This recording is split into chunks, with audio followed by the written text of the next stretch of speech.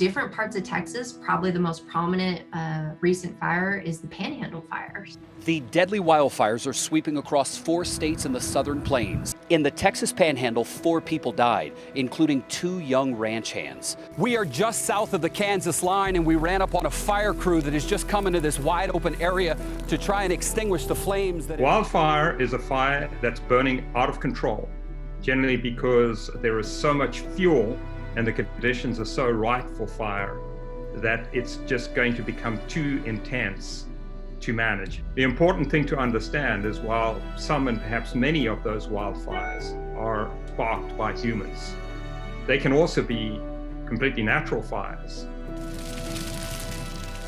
Fire that was experienced prior to European settlement is nothing like the fires that we deal with today. Fires in the region would have been set by lightning, and people, before the arrival of Europeans, Native Americans burned regularly, played an important role in maintaining fire regimes. Those fires occurred so frequently that all the vegetation was kept in check. It was a maintenance type of fire. Fires that we deal with right now, they're reclamation burns from excessive fuel accumulations that have occurred over 20 to 30 years, and in some places longer. Urbanization is just impacting every acre of Texas, basically, right now. For the most part, every acre of the Southern Great Plains. Folks are wanting to move out of the cities and they're wanting to own their piece of private property. And the problem is, the folks that are moving into the country and moving onto rangelands are somewhat disconnected from the land. So they don't understand the role of fire. They don't understand the role of grazing.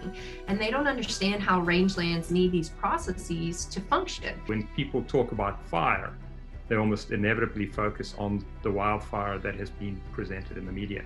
And they don't really know that prescribed fire is very different in the way that it's applied and the way that it's managed. This country, rangelands will burn. Historical fire frequencies are anywhere from every 2 to every 6 or 8 years, depending on where you're at in Texas. We can't change Mother Nature. We can't change the process. We can't change the system. We've got to find ways to live with it while meeting the demands of what Mother Nature is. This is a constant, consistent battle that we have to be steadfast in. We constantly need to be having programs dedicated to new research and dedicated to new tools and new understanding of how fire fits into our new normal and our new picture on our rangeland landscapes.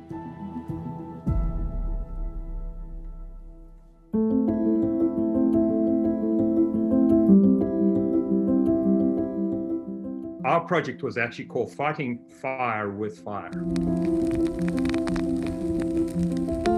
We've got to use a control burn or a control fire to reduce the risk of wildfire happening.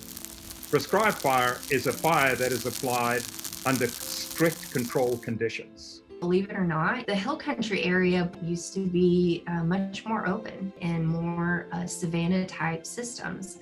But a lot of people don't know that because fire has been altered and stopped so much throughout the region. The use of prescribed fire is important for 2 reasons. First is because most of these ecosystems are fire-driven ecosystems. The only way to truly manage those species is with the same tactic and the same management tool that they evolved with. Taking fire out of savannas and grasslands is like taking rain out of the rainforest.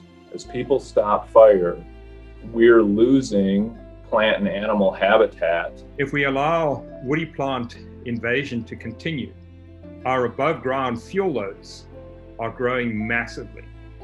And so when we have these conditions where wildfires are going to burn, and it's not a question of if, it's always a question of when is that going to happen. Sure, there's chemical, herbicide, and mechanical options, but in terms of working with Mother Nature and employing a tactic that our plant community steadily revolved with, it's fire. You know, we've shown that prescribed fire is the only economically feasible tool for reducing invasive woody plants. When we can learn how to safely and effectively prescribe fire on the landscape, we're not only doing our job as range stewards, but we're keeping that landscape and that rangeland intact. It's a healthier system. I want every landowner to understand that regardless of you owning 1 acre or 10 acres or 10 sections, you have to implement prescribed fire at some point.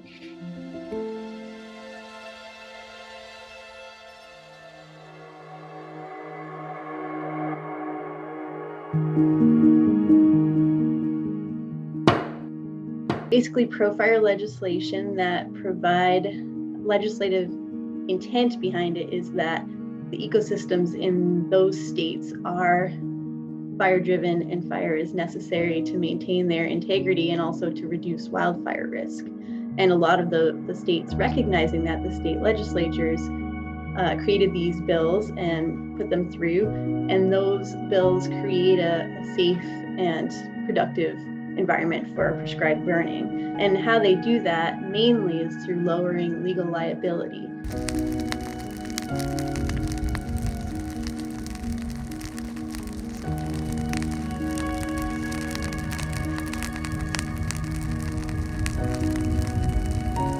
Most states are still using civil negligence. Florida, Georgia, North Carolina, Nevada, and Colorado now have the gross negligence standard.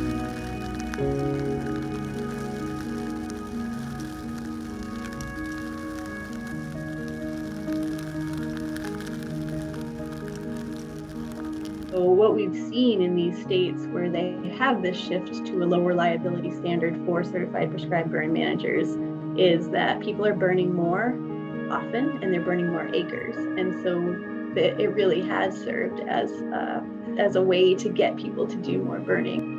As social creatures, we are heavily influenced by what those around us think about what we do. So county commissioners, they are elected, and if the public perceives fire to be dangerous, they're concerned about taking any action that might lead to something that the public would say, you see, we told you so. And so they will tend to be overly cautious when it comes to applying fire, and might apply burn bans before they're really needed, or perhaps because they're overcautious. And that's why county officials can be so important in this. We have to be able to equip our local county and state officials with the right knowledge and with sound science. And this is part of that project.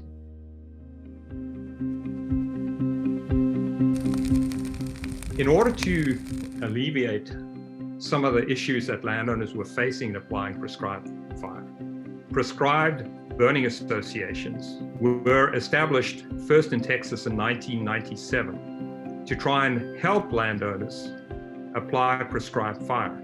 Those are landowners helping landowners, neighbors helping neighbors, and it's a co-op. It's a membership organization, voluntary membership organization, where landowners come together, they help each other burn the land. In the process of doing that, they become very knowledgeable about how to apply fire.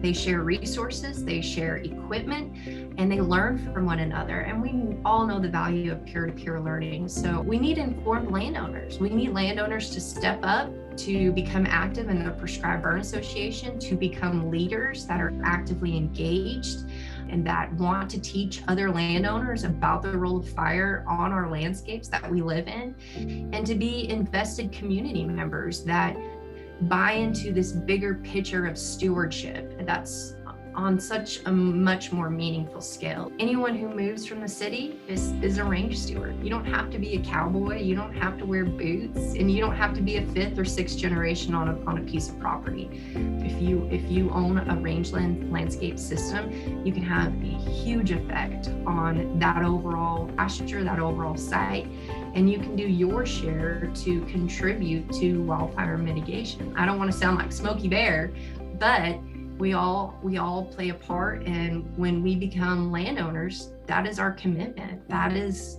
what we are tasked with protecting and nurturing.